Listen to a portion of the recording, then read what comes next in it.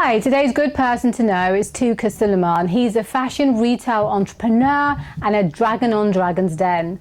Touker's session at the business show was a Q&A one because members of the audience wanted to know how and what it took to be a successful entrepreneur. Touker said ultimately cash is king, that he was inspired by Richard Branson because it's about doing something that's easier, better and cheaper.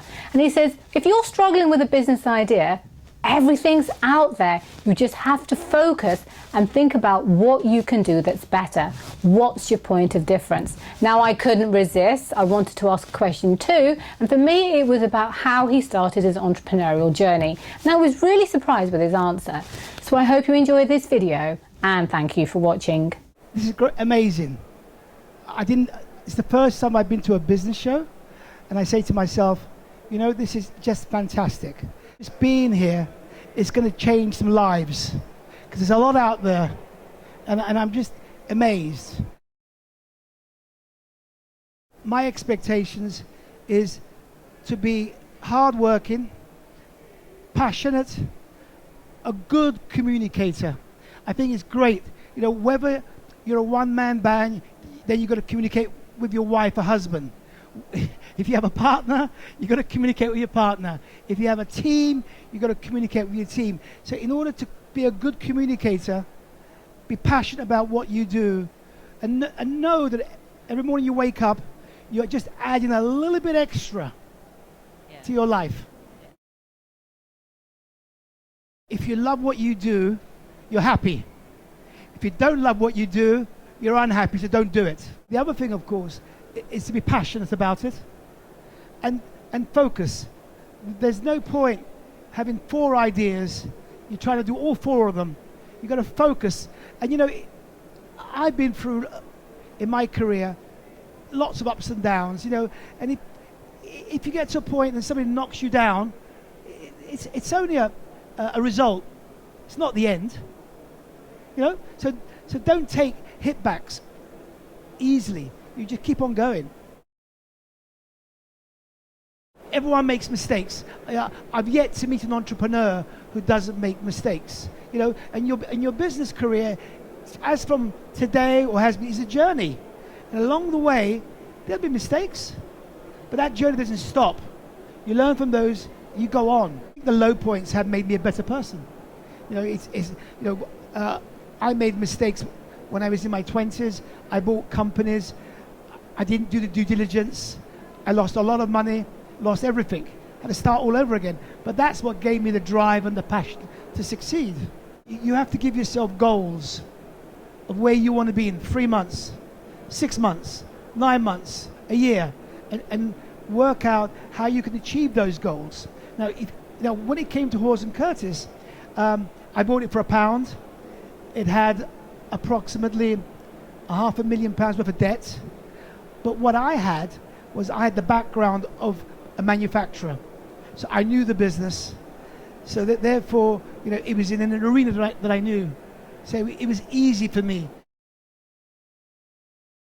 The biggest value, apart from being honest and straight, is to know that in any business, there's only one king.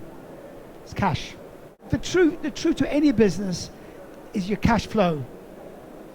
You've got to work out what your cash flow. And if you haven't got a cash flow, you've got to work out what can you afford to invest. When we start business, we all have a mentor. I think at that particular time, I was very inspired by Richard Branson. Yep.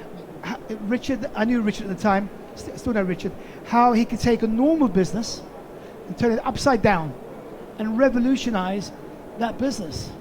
Yeah. And to me, there are businesses out there that you could look at and say, I can do it better, cheaper, easier.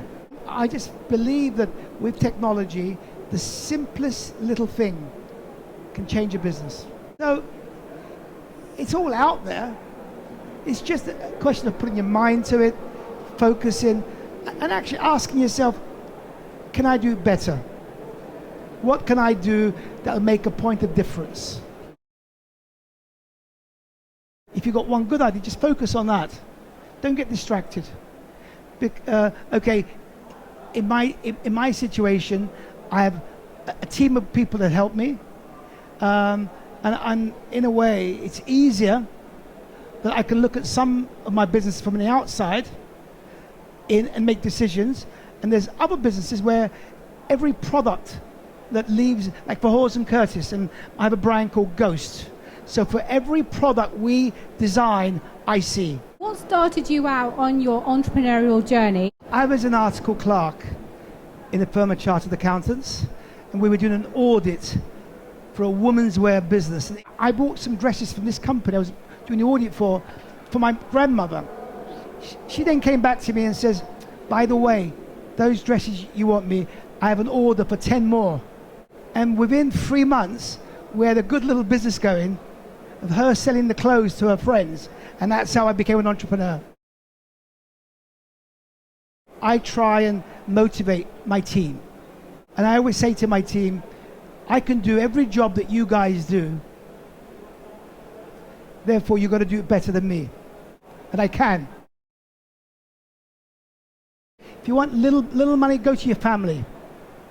You know, because if you've got a great idea and you go at the very beginning to an investor, they'll take a big chunk of your company before you start. So first of all, family and friends to start with.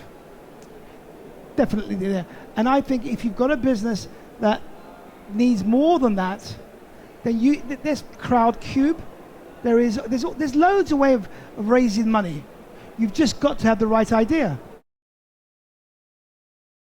You never expand a business unless you've got the money to expand it, unless you've got the working capital to finance it. If you're going to expand the business, I'm assuming that you want to grow the business. Therefore, you need more working capital.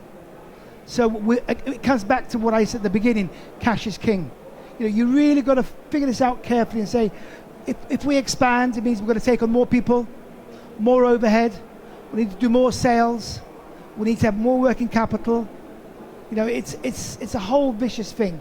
Now, I would say to you, you expand when you're really, really chunking out lots of cash, when you're really tight, and you'll know it. You'll know you can afford to finance it. I started in business at 20.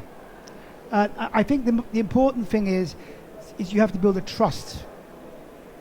And you have to surround yourself with people that respect you, point one, trust you, that you're not going to do something foolish, and know that you're in before anybody in the office, you're the last one out, right? And all that, people then realize that you're the boss. But if you're the boss that comes in at 11, leaves at 4, goes for a 2-hour lunch, and expects everyone else to do the work, I'd say to you, no. It was his grandmother who had the entrepreneurial spirit. He bought her dresses and she sold them on. That's what I call a fantastic partnership. I hope you enjoy this video. Please subscribe to see more, and thank you for watching.